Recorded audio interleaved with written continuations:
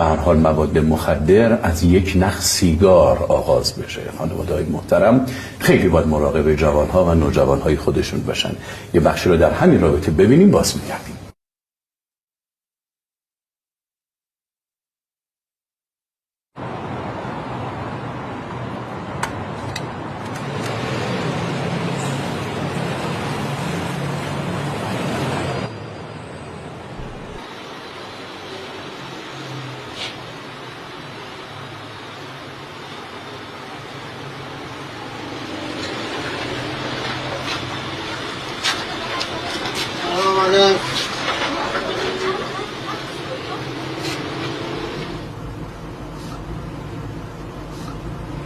آقا یه کمکی به ما میدی؟ اگه پول نمیدی یکم از اینا به هم بده.